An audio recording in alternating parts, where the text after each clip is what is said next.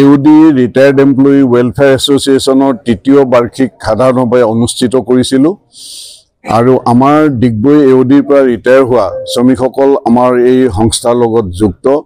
আমি ইয়াতে প্ৰথম সেশনটো আমাৰ ৰিটায়াৰ্ড মানুহৰ যেটো মেডিকেলৰ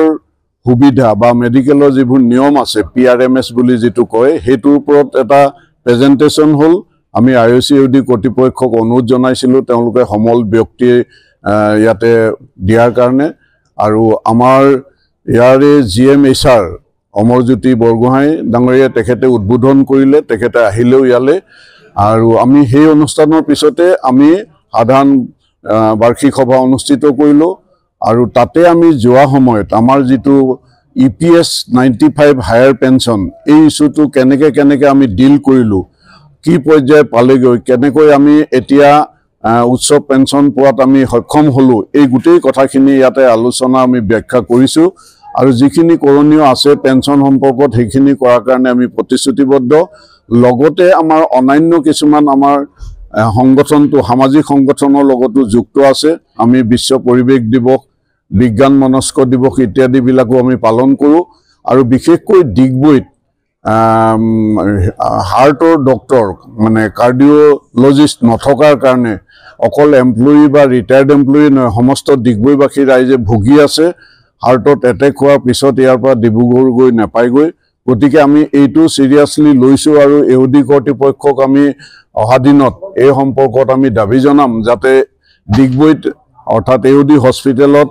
সকলোৱে উপকাৰ হোৱাকৈ এজন ভাল কাৰ্ডিঅলজিষ্টৰ ব্যৱস্থা কৰে যাতে আমাৰ যিসকল এতিয়া হাৰ্টৰ অসুখত ঢুকাবলগীয়া হৈছে সেই পৰিৱেশ বা পৰিস্থিতি যাতে ভৱিষ্যতে আৰু নাহে আমি হেতু লৈ আমি চিন্তিত আৰু হেতু লৈ আমি টেক আপ কৰিম আৰু অনান্য আমাৰ কাৰ্যসূচীও আছে আমি আমাৰ হেলথ চেকআপৰ কথা আছে বা আজি আমি ডিগবৈ সম্পৰ্কে বা ডিগবৈ অনান্য যিবিলাক সামাজিক কথা আছে এইবিলাকৰ লগতো আমাৰ সংগঠন যুক্ত হৈ আছে আৰু যুক্ত হৈ থাকিব অহা দিনত আজি আমাৰ এই অনুষ্ঠানৰ উপস্থিতি ভালে আছিল আৰু অংশগ্ৰহণকাৰী সকলে তেওঁলোকৰ বক্তব্য ৰাখিছে আৰু যিকিটা বিষয় আছিল সেই বিষয়কিটা তেওঁলোকে বুজিবলৈ চেষ্টাও কৰিছে যিবানে আমি আমাৰ তিনিজন কাৰ্যকৰী কমিটিৰ সদস্য পদ খালি আছিল আমি তিনটা আমি পূৰণ কৰিলো তাতে আমাৰ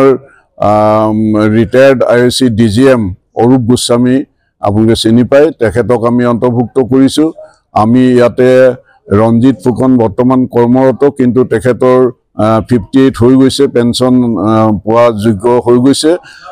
তেখেতক অন্তৰ্ভুক্ত কৰিছো আৰু ৰিটায়াৰ্ড এমপ্লয়ী আমাৰ আগৰ ইয়াৰনেছৰ প্ৰতীপ সেনগুপ্তকো আমি অন্তৰ্ভুক্ত কৰিছো আৰু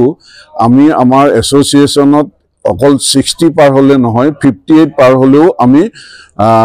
সদস্য দিয়াৰ কাৰণে আমি আজি সদনত আমি অনুমতি বিচাৰিছিলো আৰু সকলোৱে অনুমতি দিছে অহা দিনত আমি 58 ক্ৰছ কৰা মানুহখিনিকো আমি অন্তৰ্ভুক্ত কৰিম